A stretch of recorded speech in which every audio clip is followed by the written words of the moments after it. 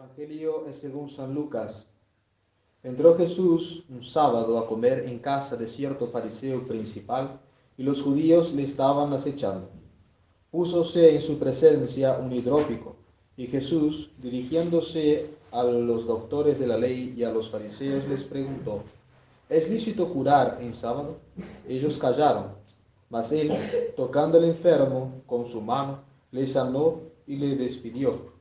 Y dirigiéndose a ellos les dijo: ¿Quién de vosotros, si su asno o su buey cae en un pozo, no le saca luego en día de sábado? Y esto no le podían replicar, observando cómo los convidados elegían los primeros puestos. Les propuso una parábola diciéndoles: cuando fuereis convidados a las bodas, no ocupes el primer puesto, no sea que esté convidado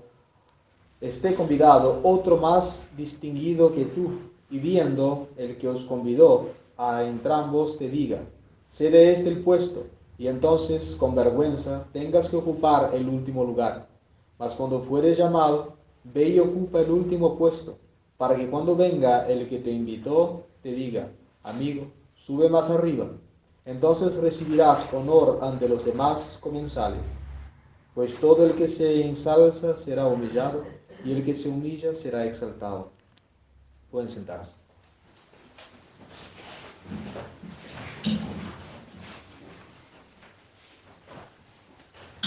La epístola está tomada de la carta del apóstol San Pablo a los Efesios. Hermanos, os ruego que no desmayéis en mis tribulaciones, que sufro por vosotros, las cuales son vuestra gloria.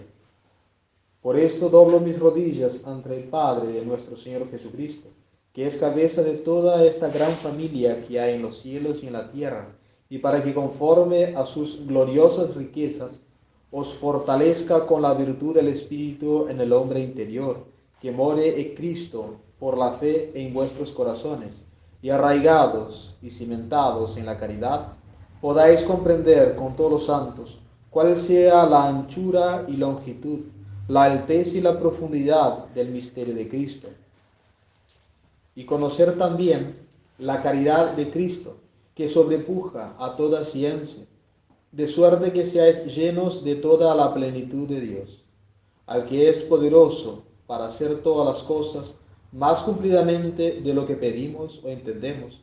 Es según el poder con que obra en nosotros. A Él sea la gloria de la Iglesia y en Jesucristo por todas las generaciones de todos los siglos. En nombre del Padre, del Hijo, del Espíritu Santo. Amén. Dios te salve María, llena eres de gracia, el Señor es contigo. Bendita tú eres entre todas las mujeres y bendito es el fruto de tu vientre, Jesús.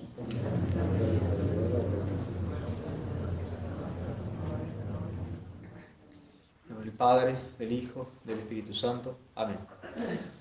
Antes que nada, en el domingo de hoy, hagamos hincapié en la idea que da al comienzo de la epístola San Pablo, nombrando la Santísima Trinidad, nombrando al Padre, al Hijo y al Espíritu Santo.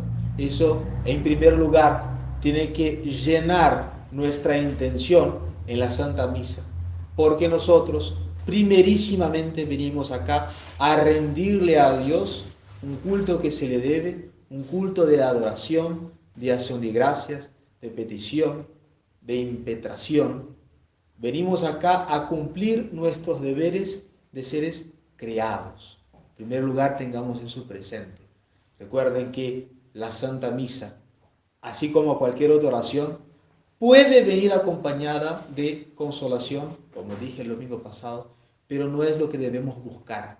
Lo que debemos buscar con la Santa Misa, con la oración, es la gloria de Dios.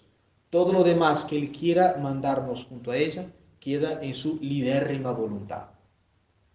Hablando de la ocasión de la misa de hoy, es decir, las ideas que nos prestan la epístola y el Evangelio, nosotros podemos hacer como una continuación de lo que fue dicho la semana pasada en la ocasión, en la escena de la resurrección promovida por nuestro Señor Jesucristo. Recuerden, el último domingo nosotros celebramos el domingo 15 después de Pentecostés, que rezamos el Evangelio de la resurrección del hijo de la viuda de Naín. Nosotros hablamos aquí de la corredención mariana, una doctrina importantísima dentro de la doctrina católica. Y aquel joven muerto, resucitado por nuestro Señor, que dijimos también, es la figura del alma en estado de pecado mortal. El alma que está muerta a la gracia, muerta a la vida sobrenatural. A continuación de ese milagro, dentro de lo que es la liturgia de la iglesia, nosotros tenemos otro milagro de nuestro Señor. Ya no una resurrección, pero sí una curación de un enfermo, la curación del hidrópico. ¿Qué es el hidrópico? En primer lugar, para que entendamos bien los principios, los conceptos. Una simple hinchazón, una retención de líquido, pero líquidos que tienden a la putrefacción. Son líquidos podridos que se juntan adentro del cuerpo. Es una hinchazón enfermiza. Lo que nos llama la atención, comparando la resurrección de la semana pasada y la curación del día de hoy, es que aquel joven había pasado por lo más tremendo que puede ocurrir en la vida natural, que es la muerte natural del cuerpo. Se murió de golpe. Este de acá está enfermo y de una enfermedad que crece lentamente. Nosotros vemos, seguramente tenemos algún conocido que sufra de ese mal de hinchazón, retención de líquido. No es del día para la noche que un hombre de flaquito pasa a estar con un tamaño gigante. No, es una cosa gradual. Se va llenando de a poco, hasta llegar al punto de que tiene un tamaño hasta desagradable a la vista, por esa retención de líquido. ¿Qué representa esa retención de líquido? ¿Qué representa ese hidrópico? Si nosotros comparámoslo con el joven resucitado de la semana pasada. Si el joven resucitado representa el pecado mortal, el hidrópico de hoy representa el pecado venial. Que nosotros debemos trabar una batalla encarnizada también contra el pecado venial.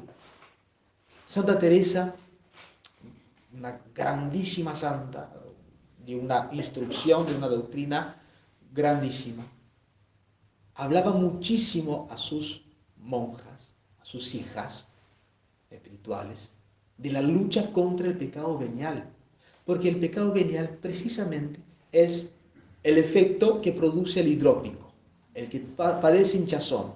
Poco a poco se va llenando, se va llenando, se va llenando, y predispone, ¿no? Un hombre que tenga una hinchazón muy grande, está predispuesto a un infarto. Lo sabemos muy bien.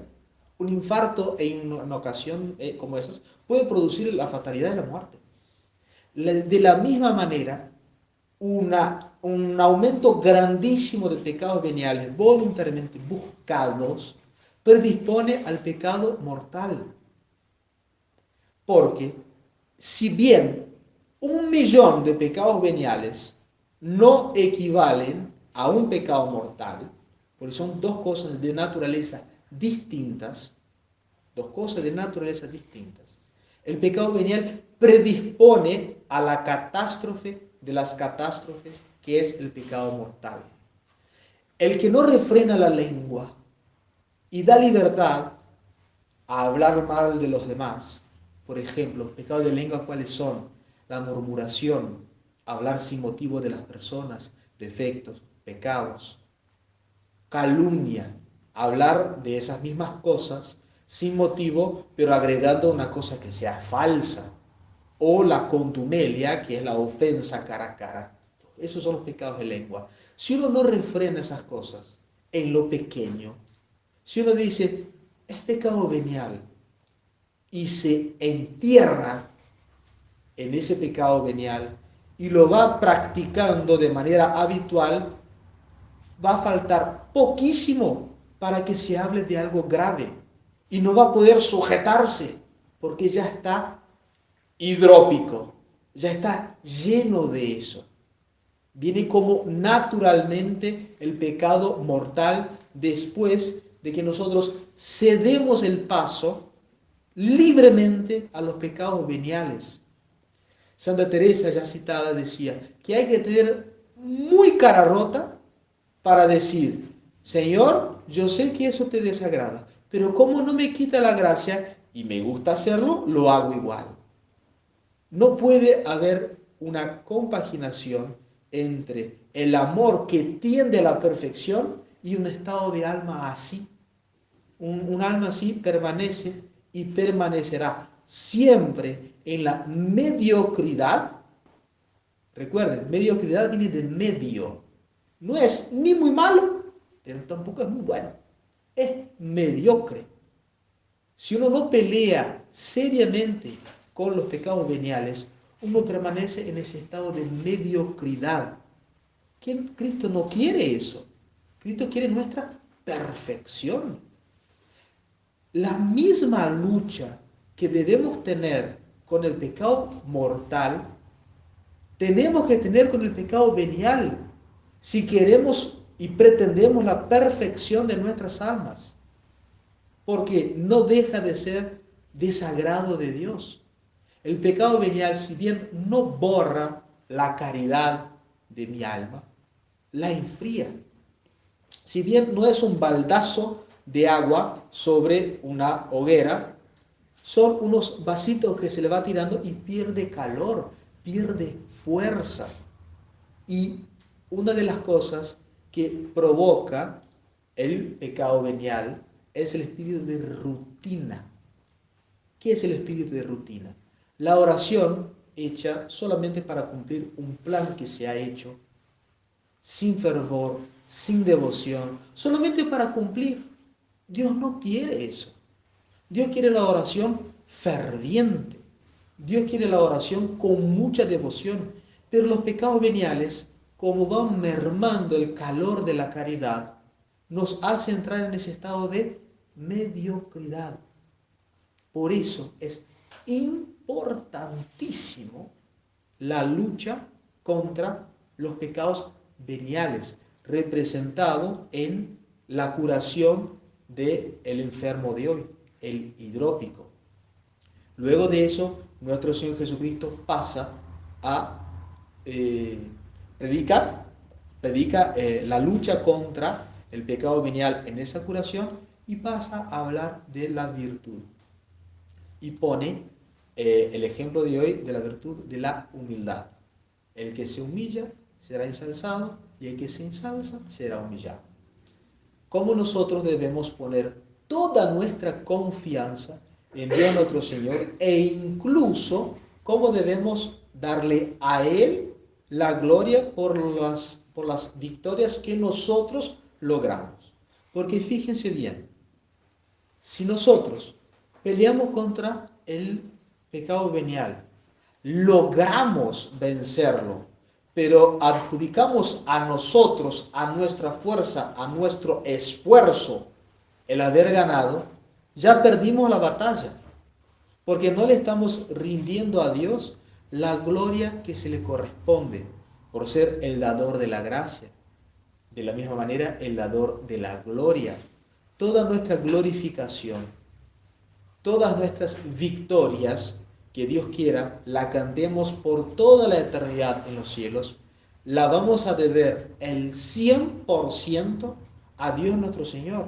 Porque como dice San Pablo en la epístola de hoy, toda la anchura y la amplitud de la gracia de Cristo no se puede conseguir sin Él mismo. Eso no viene por otra vía, sino que por la oración. Y la oración humilde. Recuerde la parábola que cuenta nuestro Señor del publicano y del fariseo. Cómo ambos rezan, pero uno carece de la virtud base, que es la humildad. El que era pecador y reza con humildad, vuelve a su casa justificado. El que supuestamente no tenía pecado, pero se enorgullecía de ello, no volvía a su casa justificado, porque le falta al fariseo, la base de la vida espiritual, que es la virtud de la humildad. La base de la vida espiritual. Todas las otras virtudes incluso la mismísima caridad, si no está basada en una humildad profunda, cae como cae el techo de una casa si no tiene bien cimentados los fundamentos de la casa. Entonces, recapitulando, lo que insiste nuestro Señor en el Evangelio de hoy, en la curación del hidrópico, es una lucha seria, verdadera, contra los pecados veniales. Recuerden, de los pecados veniales hay aquel que uno comete por fragilidad, casi como por sorpresa. Está aquel que uno comienza a sabiendas, diciendo yo sé que esto es pecado venial y lo hago porque me gusta y soy un gran cara rota en hacerlo. Y está también el pecado venial que se comete por equivocación o por distracción, que una falta que podría ser grave, si no hay pleno consentimiento, si no hay plena advertencia, puede tornarse venial. Pero el pecado venial, que debe ser el objeto máximo de nuestra atención en ese asunto, es aquel que es el deliberadamente hecho. Cuenta una mentira a sabiendas para escapar de una situación. Ah, ¿por qué no fuiste a tal encuentro? Ah, no, porque estuve con mi mamá. Mentira. Lo hace a sabiendas para salir de una ocasión. Eso es una cosa que es un vaso de agua fría en nuestra caridad. Y ese vaso que entra en nuestro cuerpo y quita el calor y nos llena de esa agua del hidrópico, agua podrida del pecado venial. Eso en primer lugar. Y la segunda recapitulación es la importancia de la virtud de la humildad, que nos da la base y fundamento para todas las otras virtudes que componen el crecimiento espiritual de nuestras almas.